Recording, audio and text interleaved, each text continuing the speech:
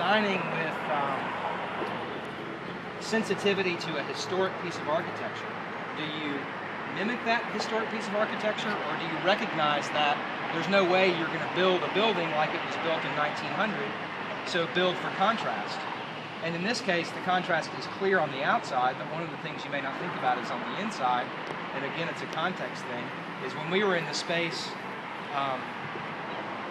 looking at the painting, the ceiling was 8 feet, and then when you walk into the new edition, it's huge space with big glass and great views. That was done here that's maybe underappreciated is the way that the museum was opened up to the city, or vice versa. You know, the nice glass bridge approach and the walk that comes up from down below, and just visually, it's connected with the rest of the city too. The 55-mile-an-hour highway that we cut through the middle of the city, it caused literally a canyon.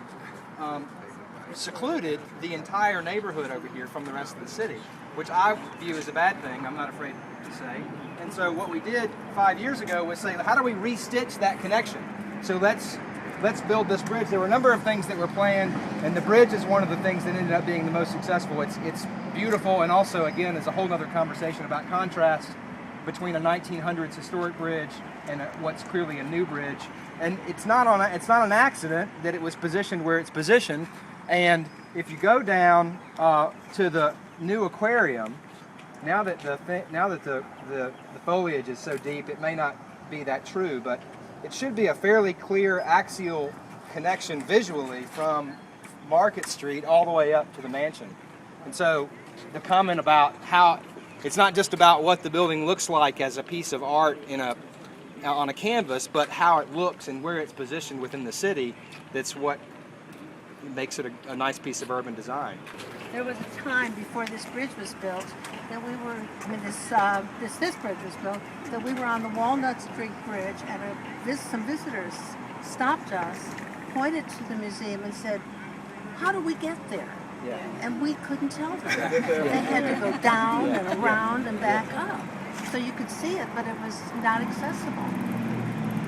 But to kind of tie this back to what White was saying earlier about art and painting and people, you know, it exists for people, it exists because of people. I mean, this connection is a prime example of that. It's a pedestrian bridge, so it's designed specifically for people. The axial conditions are designed specifically for people. And so the great care that was given when this building was designed, considering its context throughout the city, is in stark contrast to how our cities have been built for the last 50 years, where there's no contextual relationship. Roads are designed specifically for cars, and they have no relationship to anything else. A lot of architecture, the buildings were designed specifically for themselves and their site, with no respect for buildings on either side of them or their environmental context. And so, hopefully we're kind of entering a time where we're shifting again from designing for objects or things and designing for people again. And this, of course, is a fantastic example. From the point of view of urban design, this is great, but there was an intact Victorian neighborhood here, and all of those buildings were demolished to give us what we have now. There is a post for each of the buildings that was destroyed along the esplanade as you go down and around, in remembrance of each of those buildings.